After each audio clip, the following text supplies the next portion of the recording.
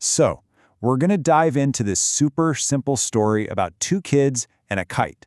It sounds pretty minor, right? But what it uncovers is something incredibly raw and, honestly, pretty profound about how we all tick. It's a small story with a seriously big lesson. Okay, let's start with this quote right here. Sometimes children teach us what maturity forgets. It's this idea that as we get older and we put on our adult hats, we don't just gain wisdom. Sometimes we actually lose touch with a fundamental truth about ourselves, a truth that kids, in their unfiltered honesty, have no problem showing us. So where did this all begin?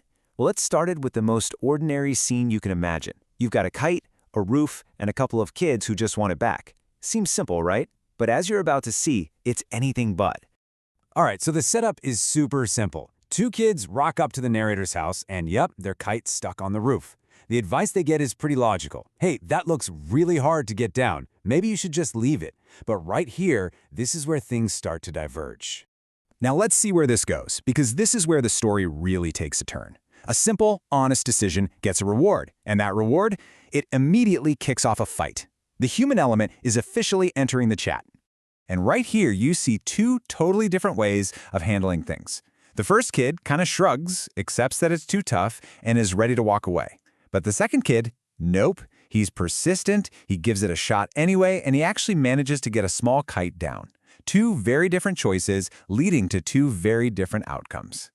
And this is the spark that lights the whole fire. The first kid, the one who was honest and accepted the situation, gets rewarded with this awesome brand new big kite. The reward wasn't for getting a kite down, it was for his character. And with that one action, suddenly things are, well, they're not so balanced anymore. And just like that, the fighting started. The kid who got the small kite is now looking at that big one, and he wants it. And in that little moment of conflict, a spontaneous, real-world experiment was about to happen. This is where it gets really interesting. So what happens? The narrator sees this fight break out, and instead of just stopping it, they decide to do something else. They pose a question, a little test, really, designed to peel back all the layers and see what's really going on here. So he asks the kid with the small kite, the one who's feeling a bit cheated. The deal is simple. If you two don't stop fighting, I'm going to destroy this big new kite, the one you can't have. Do you agree to that? What do you think he's going to say? And boom, the kid's answer is immediate. Yes, destroy it. Just think about that for a second. He would rather see that beautiful new kite completely destroyed than watch his friend have it. It's just this moment of pure, raw jealousy right out in the open. But wait, there's a part two. This is the real kicker. The follow-up question is, okay, we'll destroy the big one, but what about the small kite you worked to get down, the one that's actually yours? Do you agree to destroy that one too? And the answer? No. Just flat out no. And that little exchange tells you everything you need to know. The other kid's good fortune felt like a personal loss, so much so that he'd rather see it wiped out. But his own thing? His possession? Oh no, that had to be protected. It was never really about fairness, was it? It was all about what was mine versus what was yours. And this is the moment, you guys, where this whole thing stops being a story about a couple of kids and a kite and starts being a story about, well, all of us. Because what we just saw wasn't just childish behavior, it was human behavior. The source material calls this raw psychology. Think of it like this. It's what you feel in your gut before your brain has a chance to step in and say, hey, wait, maybe you shouldn't say that out loud. It's the pure, honest truth of how we feel, without any social filter. So what did we just see? What was bubbling under the surface in that kid's simple yes and no? It was jealousy of the better prize. It was the nonstop game of comparison. It was that fierce possessiveness over what we consider ours. And of course, that expectation that our hard work should always get the biggest reward. Sound familiar?